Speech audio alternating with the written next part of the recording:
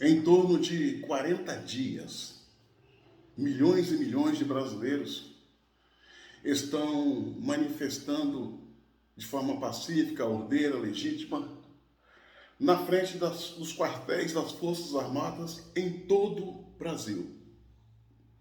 São famílias inteiras, homens, mulheres, pretos, brancos, velhos, novos, pessoas de alto poder aquisitivo, pessoas humildes da sociedade, mas todas estão ali se sacrificando, dormindo em barracas, muitos nem precisam passar por isso, dormindo em barracas, encarando chuva, sol, sereno,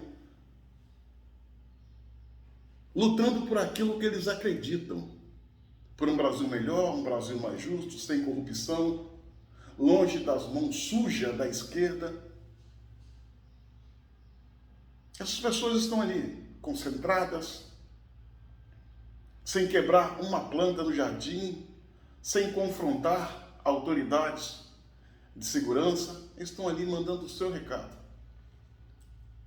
Em um movimento espontâneo, orgânico, sem lideranças políticas. O que essa gente quer, e a gente pode perceber, e é um querer legítimo, é um Brasil melhor. Eles não estão lutando por uma pessoa, estão lutando por um país que eles sabem que corre risco. A própria Constituição é clara. Todo cidadão brasileiro tem o direito de se manifestar, se reunir em espaço público, desde que não estejam armados.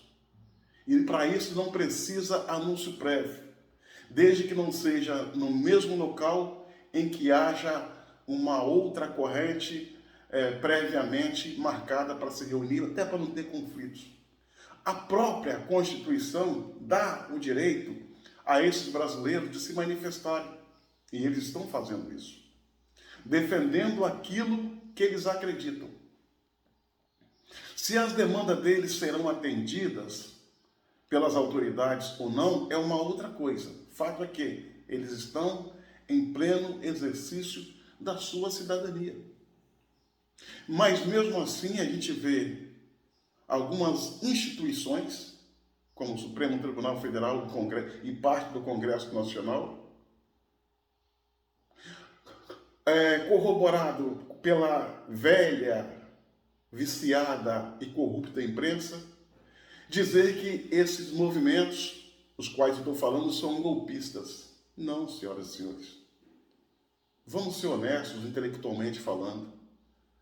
Esses movimentos são movimentos que eu classificaria como um despertar patriótico. Movimentos pacíficos, ordeiros. É um despertar patriótico e não um golpe. Eu diria que esse movimento talvez fosse um contra-golpe. Porque o golpe já foi dado. Juntou a velha mídia, o sistema que compõe a velha mídia, o Poder Judiciário, entenda-se, Supremo Tribunal Federal, a banda podre da política, a banda podre da classe artística, a banda podre dos empreiteiros viciados, corruptos, sedentos por dinheiro público, juntou essa gente para sabotar o governo Bolsonaro. E assim vem desde 2019, quando o presidente tomou posse, sabotando, enchendo o saco, cricrizando, perturbando, não se importando se isso vai levar dor e sofrimento à nação, atraso ao país. O negócio deles é sabotar, desgastar como forma de pavimentar caminho para um possível nome das suas correntes partidárias, em especial alguém que rouba e deixa roubar. Exemplo, Luiz Inácio Lula da Silva, comprovadamente corrupto, basta ver a sua ficha criminal, onde consta que amargou quase 2 anos de cadeia por atos de corrupção, lesão à pátria, e só foi solto não por cumprir a sua pena e pagar pelos seus erros, porque ele foi liberado do cárcere numa manobra feita pela justiça para beneficiá-lo. E ao ser liberado da cadeia, ele foi descondenado, de forma a concorrer às eleições.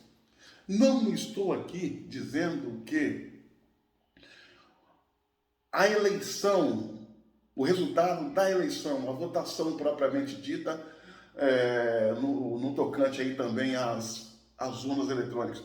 Não estou dizendo que houve fraude, mesmo porque eu não sou técnico. E como não sendo um técnico, eu não posso dizer que houve, como também que não houve fraude num processo eleitoral no tocante ao dia da votação através das urnas eletrônicas. Mas que houve uma preparação sórdida, ardil, cruel, covarde, lesiva à pátria ao longo dos 3 anos para minar o nome do presidente, não permitir que ele ganhasse a reeleição, isso é notório. Os institutos de pesquisas passou o tempo todo divulgando números que não condiziam com a realidade, sempre colocando o Lula lá na frente e Bolsonaro lá atrás. Os veículos de imprensa, em especial a Rede Globo, mal afamada, decadente, falida, a caminho do fim, a Globo lixo, criou-se uma obsessão na sua programação, em toda a programação, não só jornalística, como também até nas suas falidas novelas, perseguir e falar mal do presidente Bolsonaro. Uma verdadeira obsessão. E isso a população viu. E querendo ou não, a Rede Globo ainda, e por enquanto, tem um grande poder de influência sobre brasileiros incautos, que não vê em outras fontes, que não vê outros veículos como fonte de informação, a não ser a famigerada Rede Globo. A gente viu aí Instituto de Pesquisas fazendo essa maldade, divulgando números, inflando números que não condizem com a realidade, a imprensa mentindo, a classe artística usando seus shows para falar mal, ao invés de fazer as suas apresentações, fazer as militâncias. Os partidos de oposição, em especial, leia-se, partidos de esquerda, sabotando o governo, votando contra tudo que o governo mandava para análise no Congresso, até aquilo que era de interesse e importante para a sociedade eram freadas no Congresso Nacional, porque a esquerda não permitia, votava contra. O Supremo Tribunal Federal e os seus ministros dando 5 dias, 72 horas para o presidente explicar isso, explicar aquilo, numa interferência direta, descabida, não levando em conta aquilo que reza a Constituição, aquilo que diz a nossa Carta Magna, que os poderes são harmônicos, porém independentes. E a gente viu Bolsonaro ser proibido de fazer aquilo que ele é de direito. Nomear o chefe da PF. A proibição veio, paz dos senhores, de uma forma jamais vista, e foi aí que começou essa bagunça, por Alexandre de Moraes. O Supremo Tribunal Federal calou os militantes de direito, os apoiadores de Bolsonaro, com prisões, com processos, com censura, até autoexílio a gente viu no Brasil. É o caso do jornalista Alan dos Santos. A questão das não inserções das propagandas políticas partidárias no período da campanha de Jair Bolsonaro, que não foi ao ar, que não foi vinculado pelas rádios do Brasil, em especial Norte e Nordeste do país, onde 1 milhão e quase 300 mil inserções políticas partidárias não foram ao ar, prejudicando o presidente Bolsonaro na sua candidatura, fazendo com que a sua mensagem, o seu trabalho e a sua entrega não chegasse aos brasileiros, assim sendo, proporcionando uma luta desigual. E quando a coordenação da campanha de Bolsonaro foi até o TSE reclamar desse fato, ao invés do TSE apurar, resolveu inserir os integrantes da coordenação de campanha no inquérito das fake news. Então tudo isso é uma loucura desmedida, é uma loucura sem igual. Não houve isonomia no processo eleitoral, não houve. Bolsonaro não conseguiu conversar com os brasileiros. como deveria e como a lei permite, porque foi censurado. Quantos apoiadores de Bolsonaro não foram presos? Não tiveram aparelhos de comunicação celulares apreendidos? Suas páginas nas redes sociais derrubadas? Agora vem falar que o pessoal que está na rua, os milhões de brasileiros que estão na rua brigando contra isso, são golpistas? Não, eles são contra-golpistas. Isso não é golpe, isso é contra-golpe, porque o golpe já foi dado por essa gente. E o que eles estão fazendo nas ruas é clamando por socorro para evitar que essa coisa se agrave ainda mais, que o Brasil venha cair em mãos erradas, entenda-se PT, por causa desse golpe que se desenhou lá atrás. Então, querer falar que essas pessoas, esses milhões de brasileiros, ordeiros, são golpistas, é no mínimo desonestidade intelectual de quem assim fala. Eu chamaria isso de despertar patriótico e contra-golpe para salvar o Brasil. É imaginável ver a possibilidade do Brasil cair sob a administração do PT.